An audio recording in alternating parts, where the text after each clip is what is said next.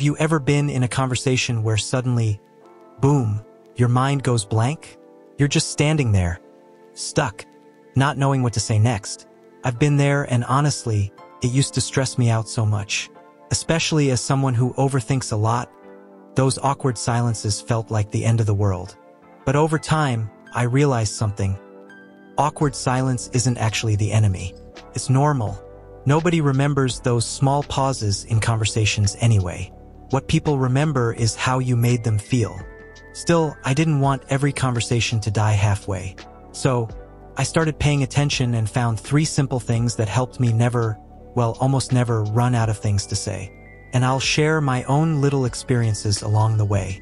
Number 1, active listening. One day, a friend of mine casually said, "I was fixing my bike and nearly broke my hand." Before, I would have just said, "Oh wow, that sucks." End of story. But once I started really listening, I noticed how many questions were hiding behind even one sentence. What kind of bike? How do you almost break your hand? Do you fix bikes often? Suddenly, I wasn't forcing myself to think of something to say. The conversation carried itself. When I practiced this, I realized most people love when you show genuine curiosity. And honestly, it made me enjoy conversations more too. Number 2, build your toolbox of interests. I also noticed something. Conversations are way easier when you actually have stuff to talk about.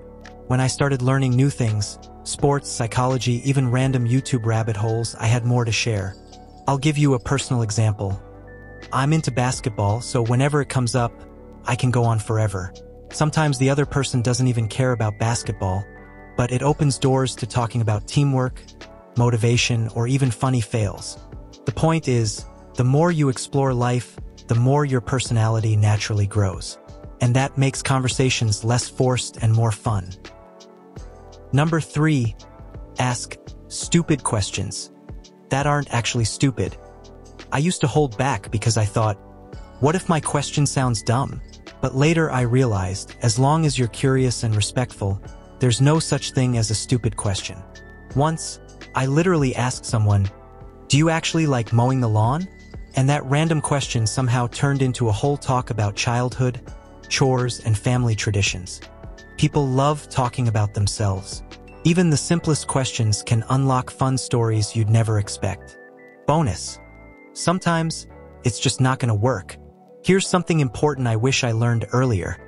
Sometimes no matter what you do, a conversation just won't flow. Maybe the person isn't interested, maybe they're just not talkative. And that's okay. I had this experience once at a party. I kept trying, but it was like watering a dead plant. Eventually, I realized, it's not always about me. Not every conversation is meant to last. So, to wrap this up, be present and listen. Try new things so you've got stories to share. Don't be afraid of stupid questions. And accept that sometimes, silence or disconnection is part of life. That's what helped me go from overthinking every pause to actually enjoying conversations.